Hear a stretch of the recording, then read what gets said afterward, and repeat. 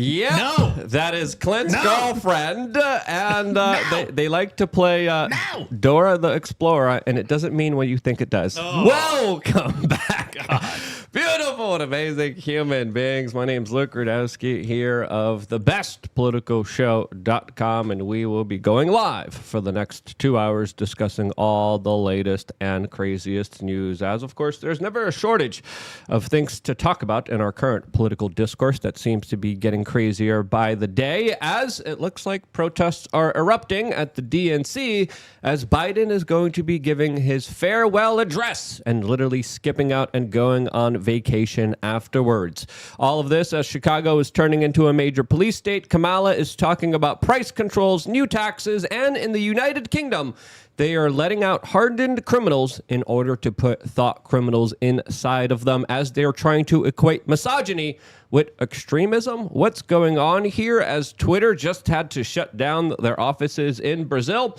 Well, we're going to be talking about that, plus a lot more, all here for the next 2 hours, which we would ask you guys to share this particular broadcast with your friends and family members. It is more imperative than ever in order to deal with the ongoing censorship that we face every single day. I've been around for about 20 plus years, and I'm only around predominantly because you guys get the word out there. You tell your family members, you tell random people, you tell your neighbors, you tell your friends, like, hey, you should stop being on that mainstream media, and you should change your life completely by listening to alternative media. We also will be taking calls in about an hour and a half from now from members of LukeUnfiltered.com. If you are a brand new member and you haven't called in yet, you will get priority to be a part of this conversation just by signing up to LukeUnfiltered.com, logging in, and then clicking the link in the Telegram group, and then I'm in that group right now. You'll just let me know that you want to call in, and we will be going to you in a totally unfiltered, uncensored way in about an hour and a half from now, where you get to ask whatever you want. We also will be reading as many super chats as we can,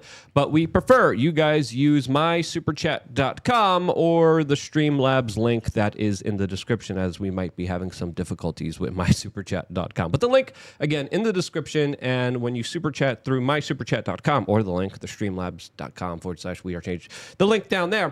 Once you get into that particular website, your super chat actually shows up on screen, which I think is pretty cool. And makes a little swoosh noise too. Yeah. So I didnn't do that. I don't know how that showed up. It just started happening a couple days ago, and I was like, that's kind of neat. Yeah, it's pretty cool. So you want to do that? mysuperchat.com, and the link down in the description below. As of course, joining us for today's conversation is an award-winning pie maker that I have been bestowed upon today, that I feel a huge sense of accomplishment. I've been, you've been hyping up these pies for a very long time, and I'm so excited. You brought some over here. We're so happy.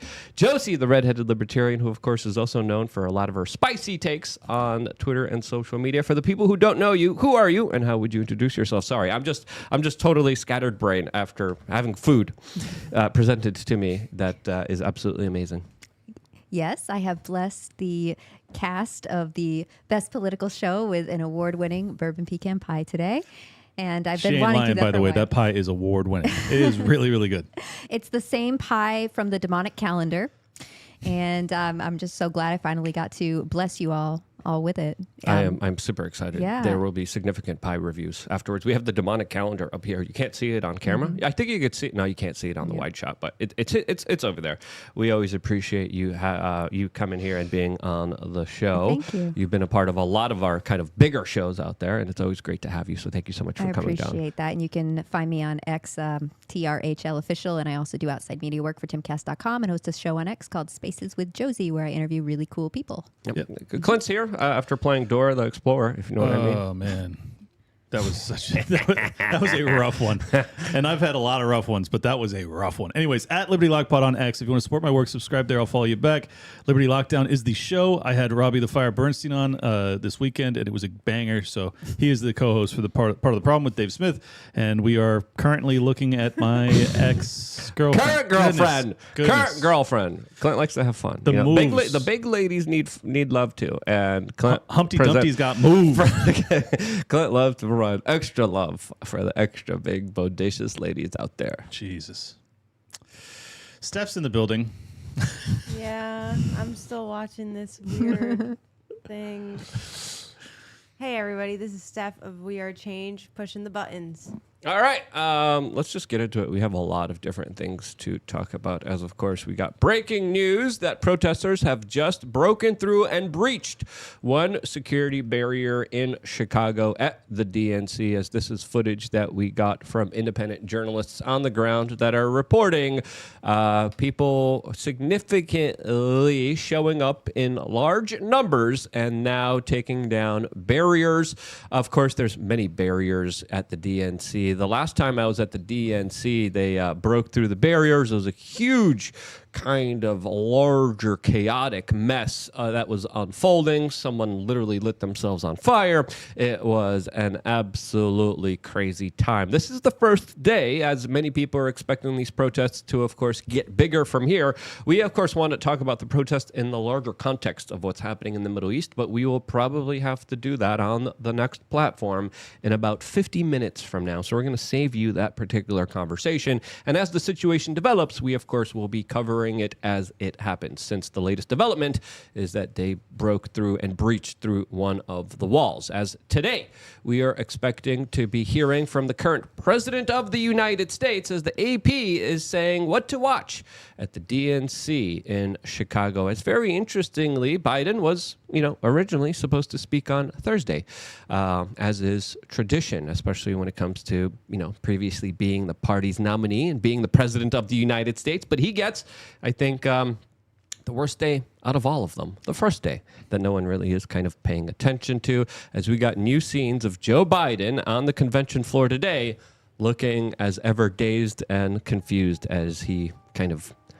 always is, surprisingly, just kind of wandering about in a lost, mystified way, as many people wonder, holy cow, how many skin suits, how many puppets, how many Bidens do they have? As it's going to be interesting to see what the current president of the United States has to say today, as we have that music playing behind him, as people are saying this is going to be the long, bittersweet goodbye that Biden is going to be giving to, of course, the Democratic Party. That kind of threw him away. That kind of, Kind of like, said, shoot, get out of here, old man. And he did. I think that the only tradition that they're holding on to is how alike the 1968 DNC in Chicago was to how alike this one is going to be. I mean, there's so many parallels.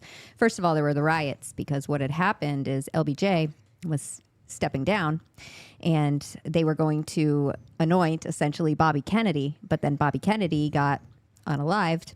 And so they had to kind of slide in that unpopular vice presidential candidate, Humphrey. Unalived is a great way to say the CIA intervened here and kind of took him out. But that's a great word. I know, Very we're safe on word for YouTube. YouTube. Yes, I appreciate that, Josie. You're a professional.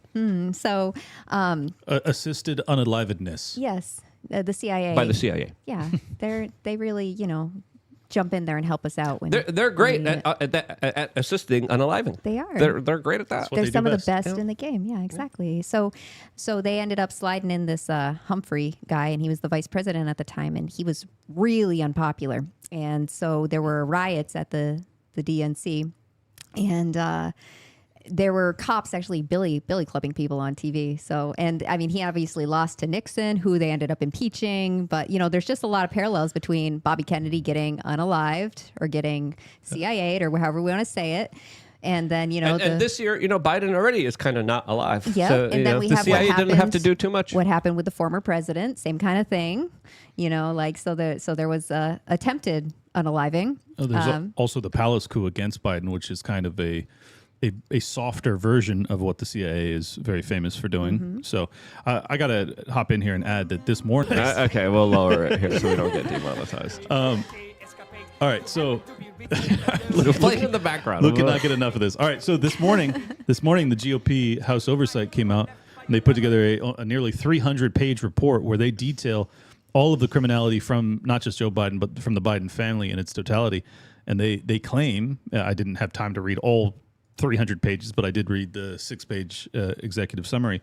And essentially they're stating that $27 million was filtered through bunch of different secretive avenues to try and get money to the Biden family. And in my opinion, that was the final nail that made him decide, okay, I will voluntarily step aside. Truth being, he was not doing it voluntarily whatsoever, that he was being leveraged and pushed out. I think the poor guy didn't know what was going on. I think he still might not know what's going on here. As the Daily Beast has a very interesting article saying Joe Biden still stunned and pissed ahead of his DNC speech. Now, him speaking for the first day and then literally leaving right afterwards and going on vacation and not being there for his good old buddy pal Kamala.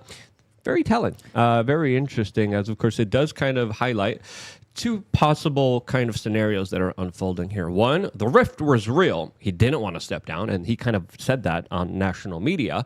But two, there's a larger possibility of Kamala Harris being like, look, we don't want you here. We don't want you attending my speech. We don't want you here for the remainder of the days because your policies clearly were very successful for the corporatist elites and the globalists, but everyone else is really pissed at them, and they're really not happy about it, and they're trying to distance themselves away from Build Back Better and Bidenomics as best as they can, and this could be one reason why he's only speaking Monday and then dipping right out of there. I think you nailed it. I think that Kamala certainly doesn't want his record to stick to her, which is the funny part is that, like, because he has been and is so incapacitated, it's obvious that, like, someone had to be making these decisions. So you would assume that the vice president would get a lot of the credit for all of the terrible policy making. But the funny thing is, everybody thinks she's such a moron that no one actually gives her credit for the bad policies, despite the fact that everybody recognizes that Joe Biden also wasn't making any decisions. So it's like, who the hell was making the decisions for the past 3 years? Yeah, she was the final vote on the infrastructure bill. 30 plus bills in the Senate. Yeah, so she's the final vote on these things, but she keeps being in every speech being like,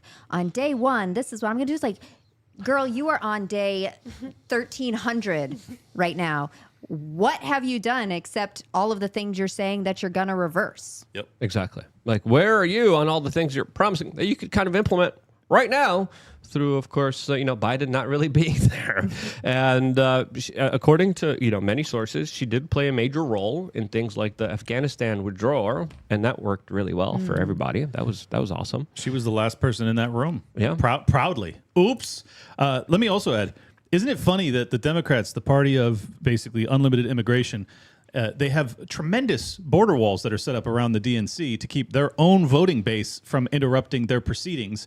On top of that, you have an amazing battalion of police that are there to protect these people, and yet on J6 you couldn't get anybody out there. I just think that there's a lot of questions that get raised about how everything goes down in this country at this point. Yeah, we have this clip that Clint was just kind of referring to, just highlighting the sea of police officers there from Tenet Media that is there on the ground reporting on everything as it unfolds here. But this is a significant presence, because if I'm the Democrats right now, I want to make sure nothing goes off, nothing bad happens, everything's calm. And this issue of what's happening in the Middle East is a larger wedge in the party that I think Kamala is trying to stay far away from as possible. She hasn't stated any clear policy on the matter. She doesn't say what she's going to be doing as president of the United States when it comes to this very important matter. And clearly it matters to her constituents. It matters to, of course, all the people that are in the streets right now marching and protesting the DNC, that are being met with huge walls, huge police presence, as of course police officers from all over the country have been called in and are now stationed inside of Chicago, making sure that all the events kind of unfold there peacefully. This is all from the defund the police, tear down the wall people. I mean, does anybody else see this obvious hypocrisy here? Yeah, and as Clint said, this is a palace coup. So the DNC had rules for what would happen if their incumbent were to step down, and that was an open primary. So the will of the 14 million primary voters was just pushed aside. They're technically doing an open primary, but she's already secured the electorates needed for her to become the nominee. So it's all just a facade of democracy. And that's why they have all those cops there, because that's the kind of thing that people who are installing a president would do, as opposed to a president who was democratically elected by the people. What's even more amazing to me is there's, I mean, she's about as leftist as any candidate definitely any candidate that has gotten the nomination ever. I mean, certainly in my lifetime, in terms of rhetoric, we can get into the Dave Smith debate over whether or not she's a corporatist or a communist. But regardless, like in terms of rhetoric, she's as hard left as you've ever seen. And these are the people in the streets that are as hard left as you could ever see or imagine. And they are there to protest these proceedings. I just find it fascinating. It's like even her, which advocates for some overtly communistic principles when it comes to going after people's patents, going after property rights, essentially UBI or whatever. I mean, she's terribly left, and yet these people are still like, you're not one left of us. enough. Yeah. And they're pushing the goalpost. And I think the left understand that protesting works in some kind of matter. The right doesn't really protest. They don't really go out there. A lot of the kind of organizations that did were kind of crippled by the national security state that was set up by the Bushes many years ago. I think that they have kind of curated this facade of Harris Waltz. Everybody seems to have forgotten the disastrous policies and of the 2019 debates that Tulsi Gabbard had exposed. And nobody's thinking about how Minnesota burned to the ground under Tim Walz. They've been able to kind of make this image of them. And so they're keeping Tim Walz and Kamala Harris away from any press, any objective interviews, really any debates. I think Tim Walz, J.D. Vance said Tim Walz is not agreeing to even debate him. So I think that they need to keep the image going as long as they can to get the excitement behind the image, and they're going to have people vote for the image of these people that they installed. Yeah. And mind you, too, that like there was requests, including to Donald Trump or from Donald Trump, for additional security details on J6. Just contrast the security that's happening this week versus that day. And I think it tells you everything you need to know. When they don't want there to be a crisis, when they don't want there to be riots, they put out a show of force very early, and they crack down before it can get out of hand. If they want there to be an issue, they can also go the opposite direction. I think that's exactly what we've seen. Yeah, you know what it looks like? It looks like January 20th around the White House. Exactly. Which no one talks about, even though that was a full-on police state. Yeah, and the CIA has it in their own kind of handbooks about how they orchestrate a lot of this chaos, orchestrate a lot of this protest, orchestrate a lot of kind of civil unrest that happens within the streets that they use for their own kind of larger political motives. So what better way to push the kind of political spectrum more to the extreme than to have people in the streets demanding the extreme there. As of course, there's literally people dressing up in specific pharma pills that get rid of pregnancies running around at these protests. They're literally giving out vasectomies for people at the They're gonna DNC. hand out They're literally pills on depopulating stage. themselves. It's not a depopulation cult, though. Don't call them that. Yeah. It's not something else that I can't say on this particular YouTube channel. It's not like, they're just trying to, get rid of life and celebrate that they're not going to be reproducing at all, which is kind of shooting themselves in the foot. We're probably not going to see much of the protesters from corporate press anyway. The tenant media, of course, is going to be covering it. Anybody else on the ground is going to be covering it. But Timcast, Ford Fisher, Tenant. There's been a BG on the scene. There's like all the independents. I think we're going to get good coverage, but you're right. Corporate, no, they're not. not a chance. But I don't know. I'm looking at what's happening on YouTube right now, and I just typed in DNC Live, and it looks like the AP and ABC News, they're all carrying. NBC News no longer is carrying the protest, but the AP is carrying the protest right now as they have reporters on the ground. Okay. That's great. Highlighting, It'll be the kind of interesting protests the that are happening angle there. that they take with that. But what the DNC did do, they did pay 200 influencers to come in and be with the press. Yep. So there'll definitely be very edited images of what we're seeing at the DNC. Yeah, the RNC had something similar. They had their kind of influencer kind of area when I was there. I don't know if the people there got paid or not, but they were also trying to coalesce larger kind of TikTokers and Instagrammers that had their own little section inside of the RNC as well. Why didn't they recruit you? I snuck in there. Okay. And I was like, oh, what's going on here? And then it was just a bunch of annoying TikTokers. Yeah. Well, Great people. It's smart though. Like this is the new modern, psychological warfare is that you need to kind of give massages to the TikTok virality community, and you can get a whole bunch of young people to think that, oh, these people are hip and cool because my influencer told me so. Yes. Yeah, these protests look very interesting. I mean, they literally have hammer and sickle communist flags out there. They have a bunch of people with safety teams. They have a bunch of Palestinian flags out there. And I think their main issue is, of course, the issue of what's happening in the Middle East. There's a lot of different protesters representing a lot of different kind of ideas out there.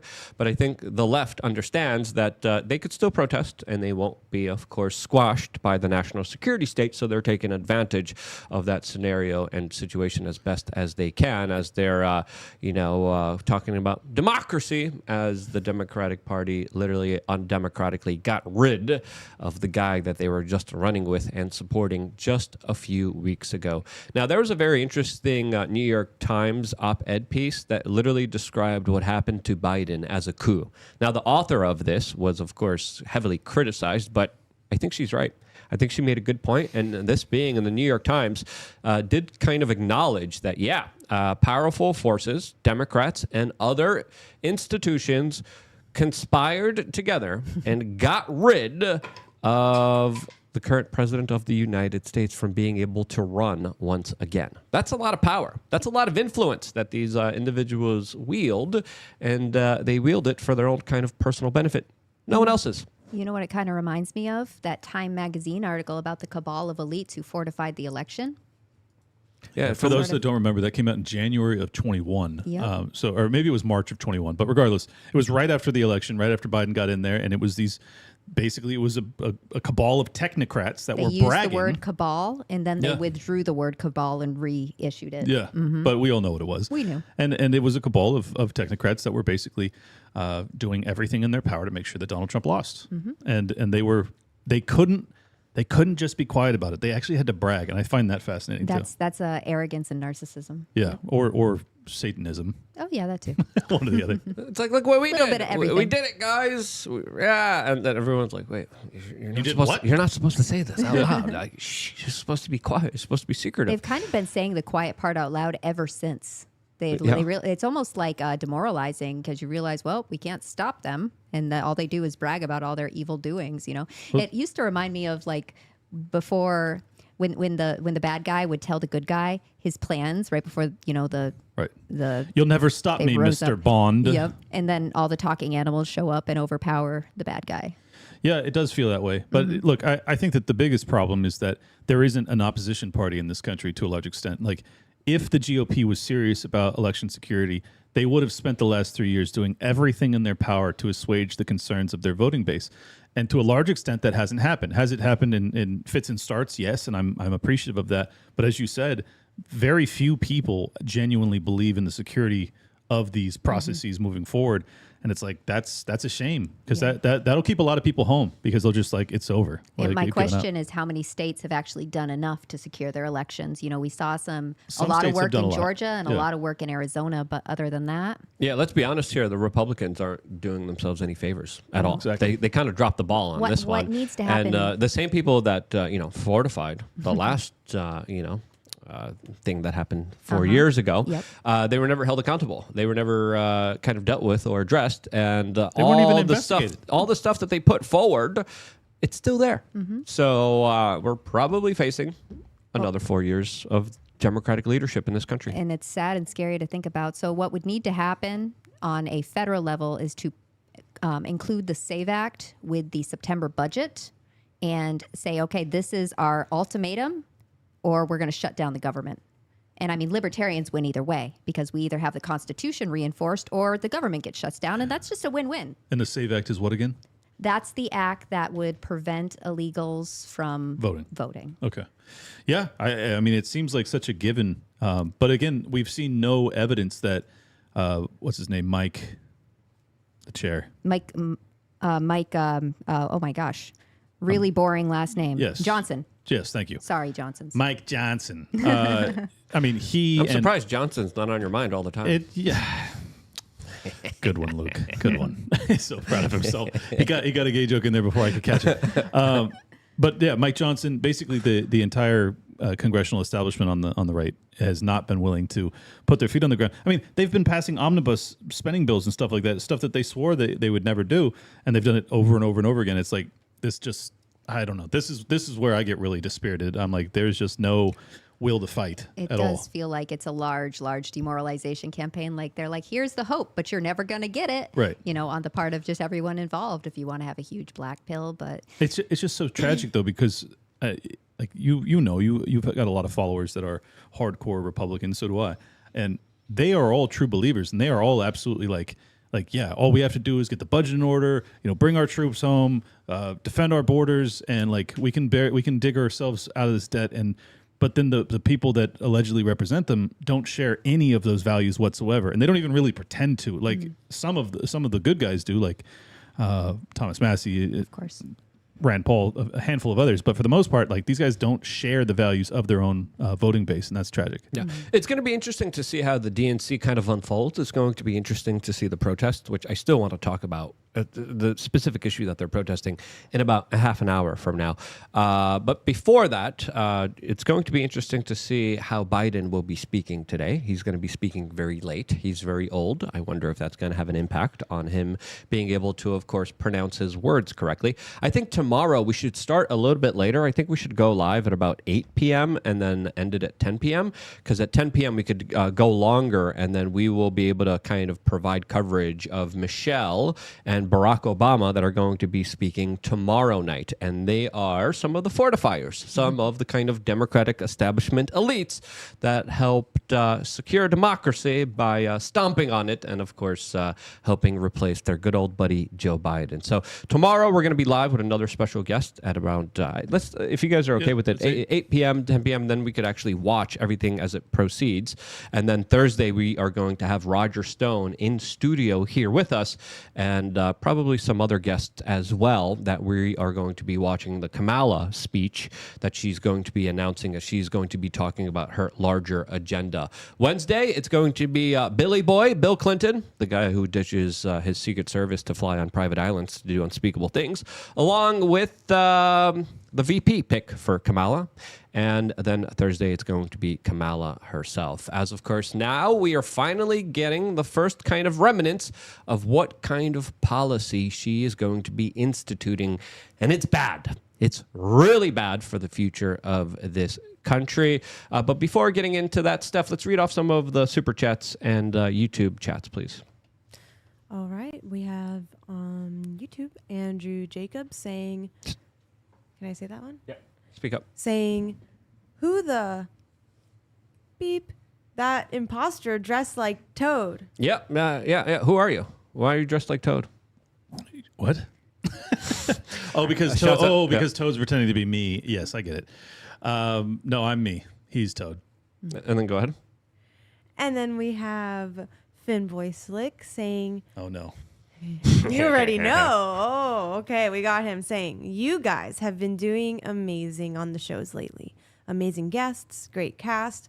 Only thing missing is more Clintina fashion. He sent us a clip. It's an AI clip, but I think we should wait until we are on a safe platform in order to fully play it, because it might be not family friendly. As of course, Finboy Slick, amazing meme maker. We appreciate him dearly, I am anxiously looking forward to that. His documentation of Clint in his real full life is amazing, and it's beautiful. Wow. But it might not be too safe for, of course, YouTube. Now let's get to.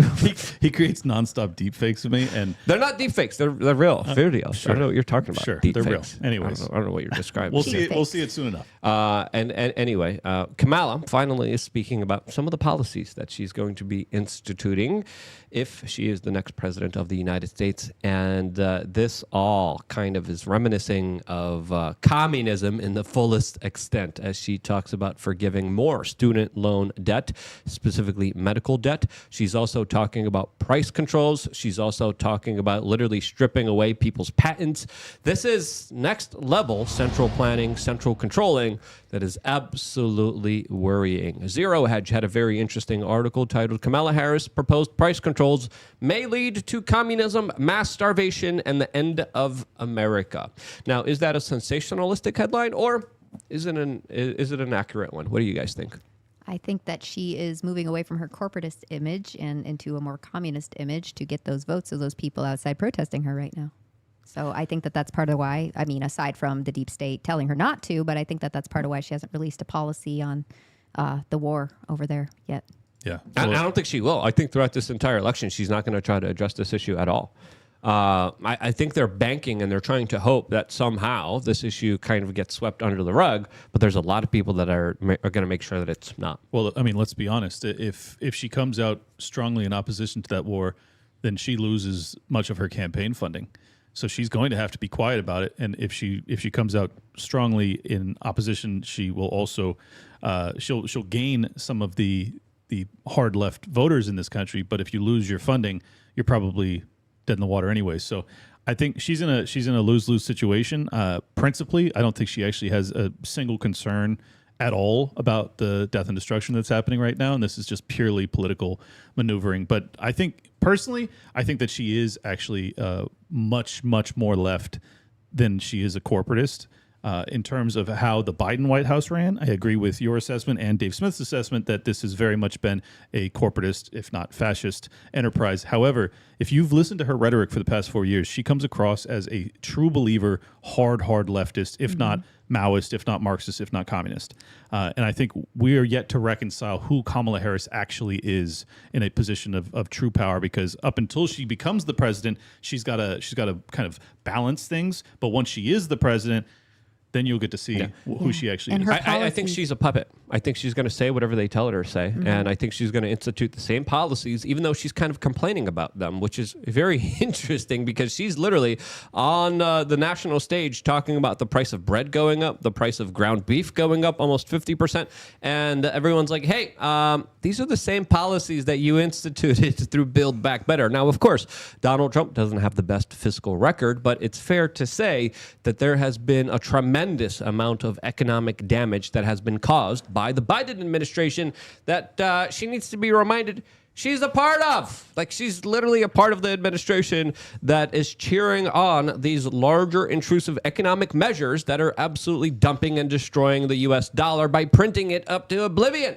And it's just absolutely crazy, as she's admitting, the average American is suffering, as she's talking about literally implementing price controls. When the average American is kind of not smart when it comes to economics. So they hear, oh, the government's going to come in and they're going to make it so that I can't be price gouged, that these eggs can't cost me $4 anymore. Now they can only cost me no more than $1. But what happens with that is the people who buy for the grocery stores are told you can't spend more than $1, and the people who sell to keep their farms alive, for instance, have to sell at $1.20 a pop. So what happens? They can't sell their eggs to anybody, and nobody can buy the eggs. So, oh, look, this store no longer sells eggs. Now that creates a shortage. And so we're not just looking at everybody's happy and lovely and rainbows and unicorns, and that's the only thing that needs to happen. You're looking at bread lines. You're looking at the people who can't afford that stuff. Which is the inevitable conclusion of communism every single time. Yes. Which is why you don't enable the federal government to set price caps or price controls on anything ever. We've already learned this with rent controls, which are proliferate heavily in San Francisco, New York. You end up with these families that stay in these properties for 40, 50 years. They never leave. Startup families can't afford anything. So it's just constant destruction of like normal economic growth. It's exactly. terrible. And is scarcity a thing? We don't know, because now all the wires are crossed because you don't have the normal signs to look at. But something interesting about what you said about rent controls, I got a message from one of my followers with all this paperwork that was given to her. She's a renter in rural Pennsylvania, and the federal government is having people go around to her area asking if they are if their landlords are price gouging them. Right. And so they're looking to, it looks like, control rents in rural areas, so that's going against property rights. Once again, and property rights are the bedrock of our Constitution, or the bedrock of our country. That's what our country was built upon. So even if you get something like patents, for instance, Article 1, Section 8, Clause 8 protects patents in the Constitution. And that's a congressional duty.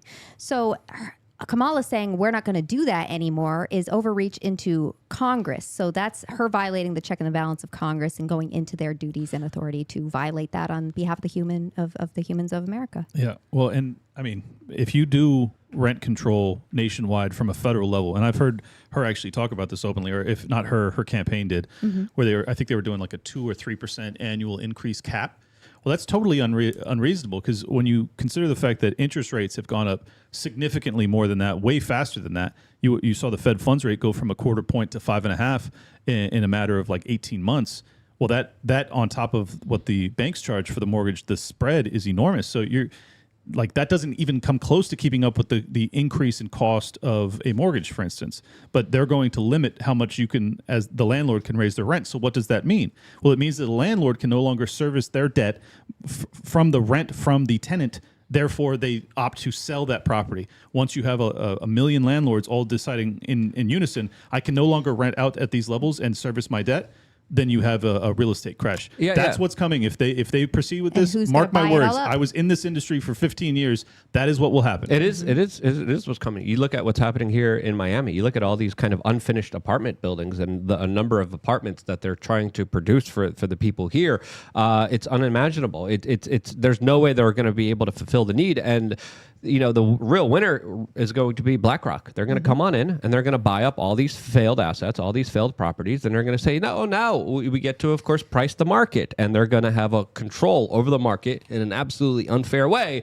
As, of course, that's probably the plan that they're going to be instituting, as, of course, it's probably BlackRock going to Kamala being like, just do this for us here, please. Yeah. And, of course, they screw over everyone else. And the big guys, of course, come in and just, of course, eat everything else up. I live in a private golf community in Florida, and I was looking to, maybe last year, I was looking to maybe get a different property, sell my house. I wasn't sure. I was just kind of playing with the numbers. And some big something had come in and bought up all the rest of the properties that were available, that were unfinished properties in my area, and double charge them. So instead of buying a lot now for $20,000, you would have to pay $40,000 to $50,000 just for the lot. So they're really pricing people out of buying. Well, and I mean, this is why it's very complicated and it's very hard for the average American to understand. But what happens is these large institutions like BlackRock, not only do they have access to trillions of dollars from retirees, all of the savings, but they also have access, many of them, in many different angles, to discounted capital when it comes to access to the Federal Reserve.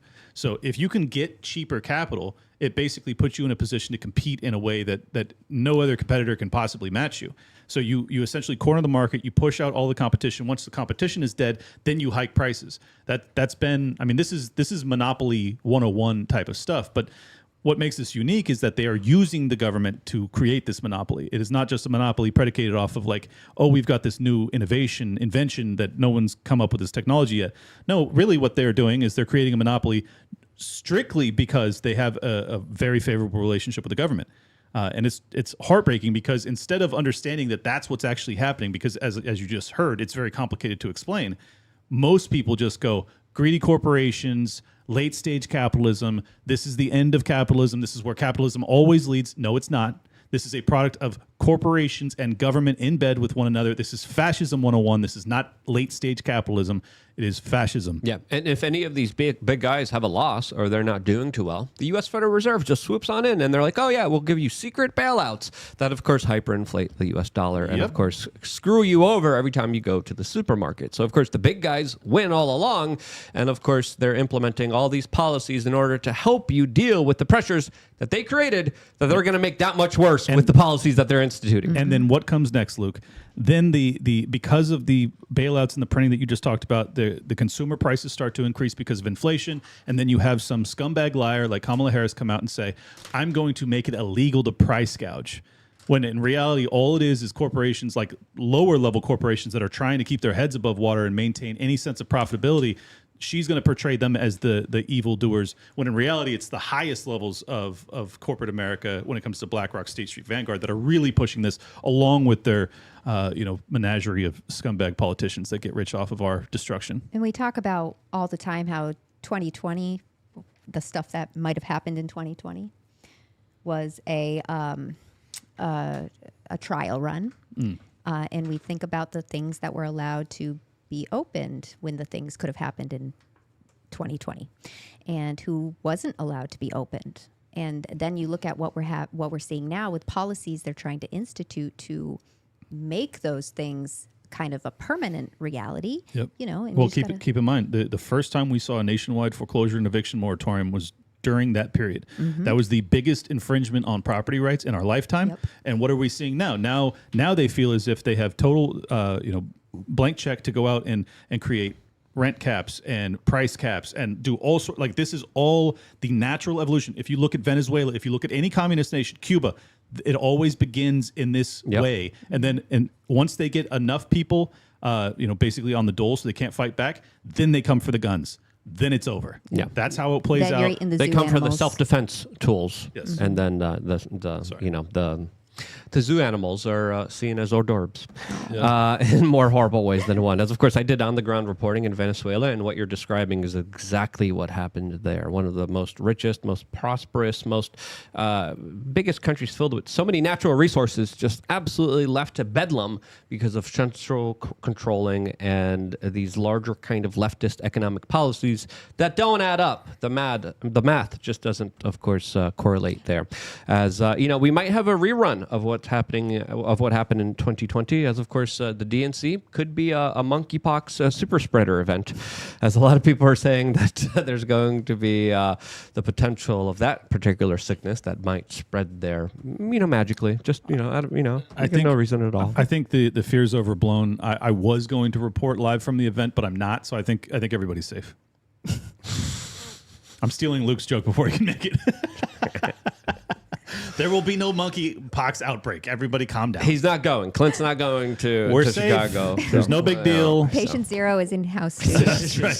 If you hear about an outbreak in Miami, if it's going to happen anywhere, it's going to happen at Clint's house. So, of course, one of the things that can't be price controlled are independent small businesses that, of course, will be probably trying to stay away from the central controllers. And one of those businesses is Anton's Land of Biltong, an incredible family-owned business that we work with hand in hand. They work with a lot of independent content creators, and they provide a service that is awesome and incredible, and that is their Biltong, which is just an overall really great product. I really enjoy it. I really like it. The Wagyu is one of my favorite ones. There's no preservatives. There's no sugars. There's no high fructose corn syrup. There's no seed oils. It is legitimately an awesome freaking snack, a food that, of course, we have in this house all the time. I like it. I think you will too. That's why you should check out landofbiltong.com. As, of course, it's low in carbs, packed with protein, and it's the ultimate health snack. It's a great source of iron, and it also serves as a source of several other essential nutrients, including magnesium, potassium, and B vitamins, which translates into exceptional gains in all aspects of life. If you follow any high-protein, meat-based diet, Biltong should be an essential part of your diet. Promo code WRC for free shipping, and promo code WRC10 for 10% off of purchases that are over $50. Check them out. I just want to point out, too, that it's only 170 calories, and there's 2 servings per bag. If you eat an entire bag, that's only 340 calories total, like all protein, no carbs. That is a full-on meal, and that is very low calorie. So, and it's delicious. Yeah. Highly recommend. Yeah, super high-quality stuff. We love this stuff, and I've been really getting into it and really enjoying it, so I think you will too. Steph likes it too. She's eating it as we speak. So if you hear a bag being crumpled up, I can't open it. it's usually always Stephanie. So, go check them out. We're going to put them also in the link down below. As, of course, it also could make a great snack with booze that allegedly Kamala Harris is on. As, of course, The Quartering just posted this tweet saying the face of alcoholism. And it's fair to say that a lot of politicians, a lot of celebrities, a lot of people in the public light usually have to deal with very significant substance abuse problems. And I think that problem is kind of very serious. Is this a problem that Kamala Harris is dealing with? Well, that's what a lot of people on the right are saying, as of course there's now even a collage of videos showing some of the greatest kind of drunk alleged talking points by Kamala Harris herself. Our extraordinary President Joe Biden.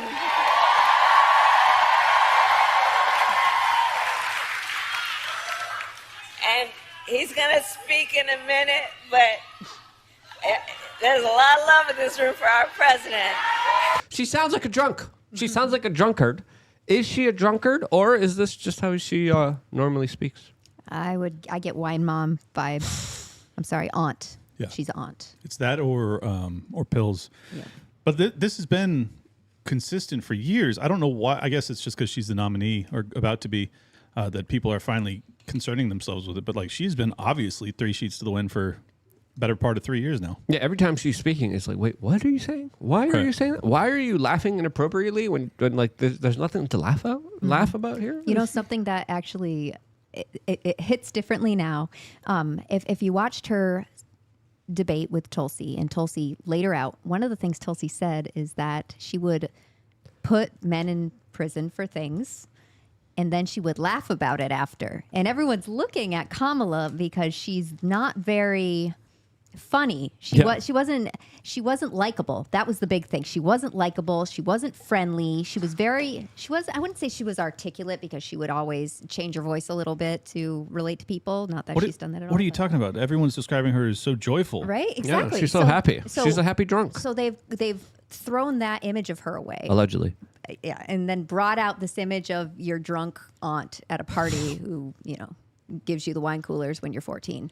And that's who everybody sees her as. And they really look at their president and their vice president as mommy and daddy. So we see a lot of comments about that when it comes to like, oh, Tim Walz looks like somebody who would protect me at a bar. And, Kamala I could have a drink absurd, with. though. And I'm like, what? This is not He's the dude that you see him at the bar. You make sure you put something over the top of your glass. Yeah. You know what I mean? Yeah. And then she's the one, like, yeah, she's obviously an alcoholic, and that certainly relates to her voting base, which is a bunch of 50 to 60-year-old white men who are addicted to wine and pills. But I think the bigger concern from my end is that house party that you were talking about, where she's the fun wine aunt. In reality, she's also leaving with her nephew's best friend. Yep.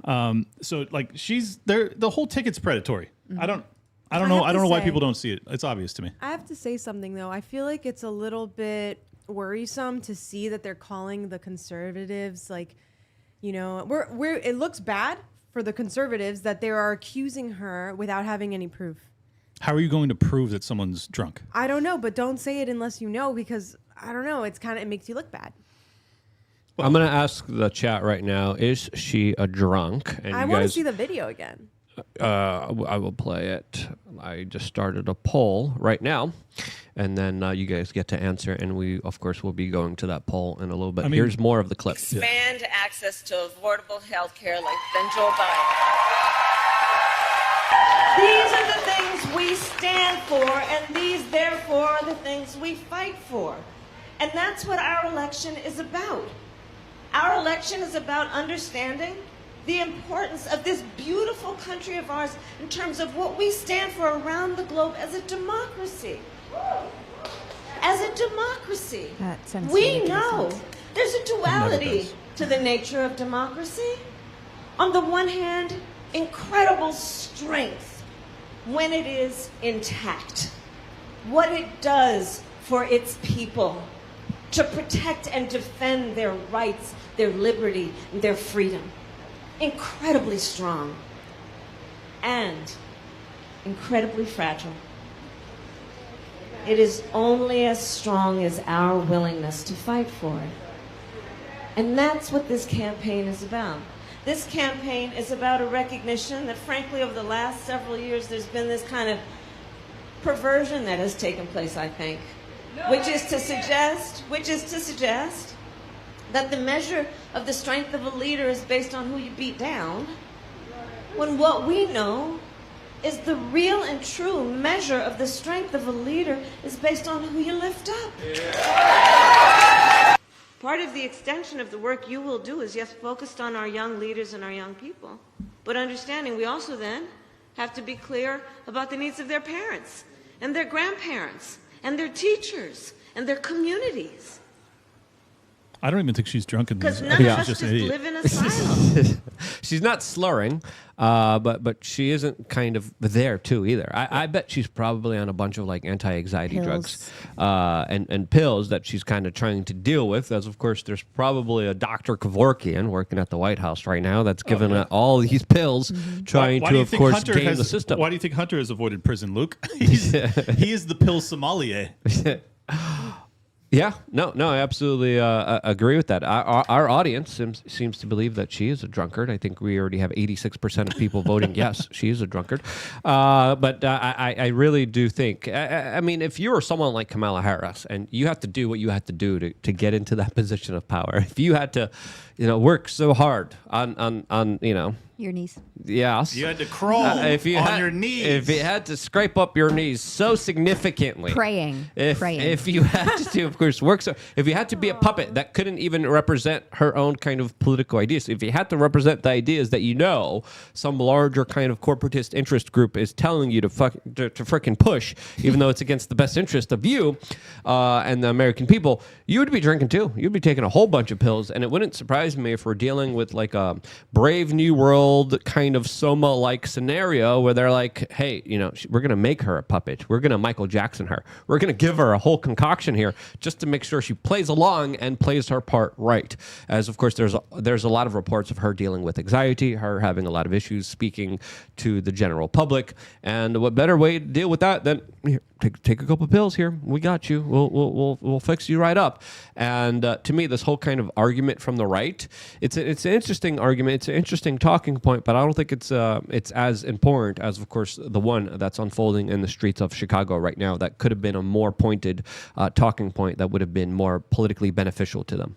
To focus on the protests as opposed to what she has to say?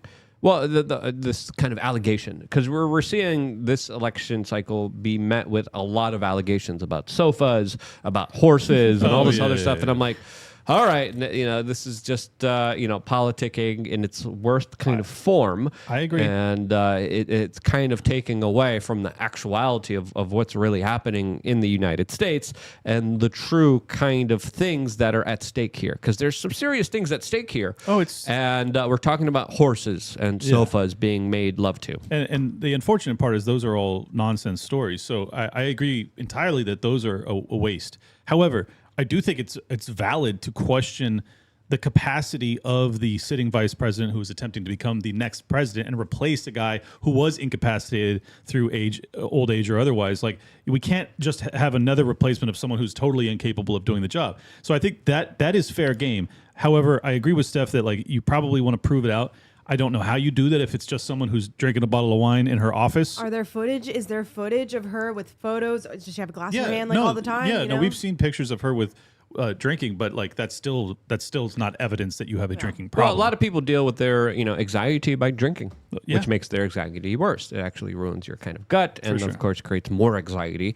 But a lot of people calm their nerves with booze, not knowing that they create more nerves. But then you have to do it over and over again. But to your broader point, Luke, I think it is actually important that we get out of so much of the mudslinging, which is what they've become very famous about doing with Donald Trump, where he's constantly fighting these false allegations against himself. But I think that if I had my druthers, if I was running the RNC campaign, I would be hammering the economic destruction of this country, the national debt, which is blown up, even though Donald Trump's largely responsible for that. Obviously, you would bury that aspect of it, and then the total negligence with which they've approached these multiple fronts for a potential world war.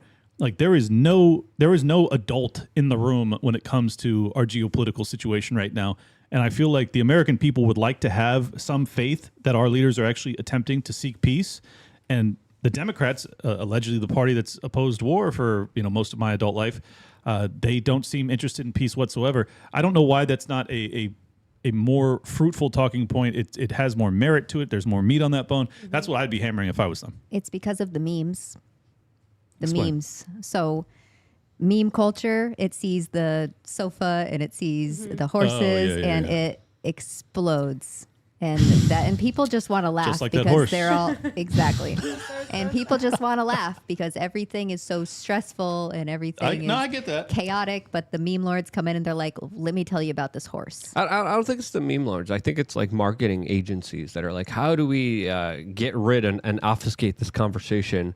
And I think the DNC started it by talking about Vance liking sofas. I think it and stays then, in and then the the Republicans conversation. were like, we got to counter this. We got to do something as absurd as what they're saying about our VP candidate. So this other guy loves horse stuff. It's really hard to nail down what Kamala's real beliefs are because one, it seems as if she's inebriated or pilled out. Two, she also comes across like she's an idiot. And three, if you actually listen to the rhetoric she utilizes, she talks about someone asked her. She finally asked a question from the press, and they were saying, "How do you intend to pay for XYZ in terms of policy proposals she's put out there?" And she says, "You need to basically take a step back and look at this with a critical lens." And she starts to talk about economics through a critical lens. But if you actually know where these people's ideology comes from, when they're talking about critical lens, they're talking about critical theory, they're talking about equity through economics, they're talking about Keynesianism, they're talking about Marxism, they're talking about communism ultimately at the core level of it. So while she does come across as a drunk, pill-popping idiot, she also talks like she is an actual overt Marxist.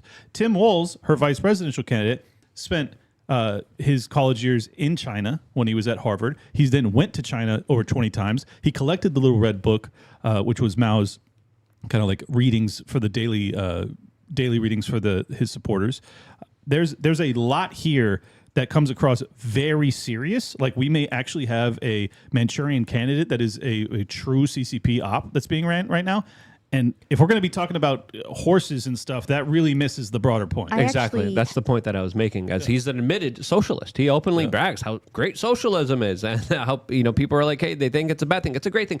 It's not. It's an excuse for totalitarianism, which they implemented in China, which we're following the blueprint of here in the United States. I actually wonder if we've seen Kamala mirror her voters, their voices, their accents. We've seen it twice now. I wonder if her acting drunk and pill popping is mirroring all those white women who are drunk, pill popping women who are her primary voter base. Yeah, there could be a PR agency. There could be a company being like, hey, this could really work in the demographics exactly. here. And they're like, hey, she's just like me. Yeah. So that's my thought. She's like every absentee mother Exactly. in Minnesota she's right so now. Fun, and she does the pills and the wine. Yeah. Honestly, I don't know that that's true, but I think that it's a viable argument that like that could be a marketing pitch or an angle that they're trying to take. But here's the problem: long before she was running for president, she was talking like this. This is who she is in all its glory, and it's horrifying. I'm surprised you guys aren't kind of worried about the way she's talking because most of the people listen. I am. But most of the people listen to the way that it's like, oh, this sounds good to my ears, but I'm not actually paying attention to what they're saying. It just sounds good, aka like an Obama speech. I feel like this is how this woman talks. Like it sounds great, like so galvanizing, but if you're actually paying attention, it's like, what are you saying, lady? Well, this is the whole reason that James Lindsay and Dave Smith got into that battle on Twitter a couple days ago is that like Dave is saying, well, in terms of how they govern, these people are fascists. But if you actually listen to her rhetoric, James Lindsay is going from the other angle because he has been doing nothing but studying basically how communism arises. And he's like, if you actually understand how these people write and speak and think, everything she has to say comes straight out of Marxist literature. And there's just no way she's doing that on accident. She's not pill popping and then accidentally sounding as if she's quoting Mao. Like there's no way that's the reality. So she has a background in this ideology. Now, how much of a true believer she is, I don't know. How much she will actually implement if she were to become the president, I don't know. But it's a worthwhile conversation that I think the American people have to be having. Like, is this the direction you guys want to go?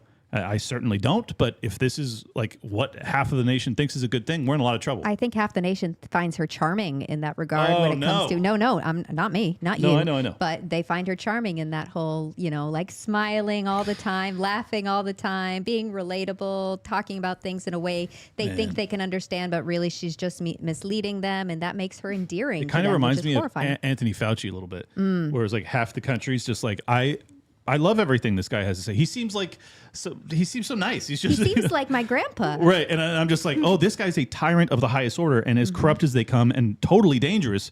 But everybody, like I have some relatives that are just like, no, I listen to him every day and I do whatever he says. It's like, wow. Crazy. Yeah, there's also video footage of people attending the Kamala rally. A lot of kind of males that clearly skipped on a lot of meals. We'll be getting into that spicier conversation as well as the protest spoken about in a true and honest way on the next platform that we are going to be going to, as well as a lot of other kind of very dangerous things happening in the United Kingdom that are going to be brought over here to the Western world. As of course, they're literally around arresting people for posting memes online and releasing hardened criminals on the streets. That's an actual story. That's literally what's going on. We'll be discussing that plus a lot more. Before we do, let's read off the rest of the Super Chat stuff. Let's go.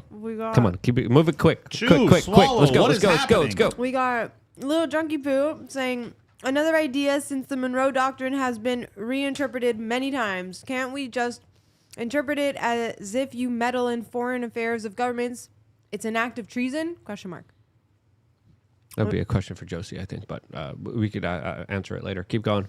Bad Joke 69 says, thank you for finally having on Clint Rust Belt. No, it's not. It's not Clint. He didn't say Clint. I think it was a typo. No, I don't think it was. Thank you, I Steph. don't think I'm sure it but was. keep going. Okay. Clint Rust Belt, the bald-headed librarian. Weren't you supposed to be at the DNC with your girlfriend? Yeah, but we made a decision for the country and the benefit to prevent the spread of monkeypox. Yep. So. I'm quarantining. Is there any more? Jay says, democracy is a system that allows stupid people to vote for stupid-ish, that allows the people on the top to get away with crimes undisturbed. Suspended democracy until we get better citizens. I don't think we have democracy at all. We democracy have elites. is for the people, but the people, they are... I'll say the next word when we get to the next platform. Subjects. Yes. Come on, everybody knows that quote, right? I hope so. Finboy Slick says, okay, so Vance had the sofa, Waltz had the horse thing. What would have been Clint's VP vice of predilection?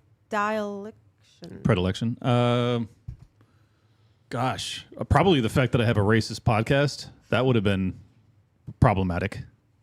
No, it would have been his love of furries. Tennessee doesn't care. Tennessee doesn't care. That's right. They're putting us on the ballot. I Yep. don't know if we told you guys this, but yeah, it's going to be the two of us on the ballot in Tennessee. If you want to vote for us, how crazy is that? Up top.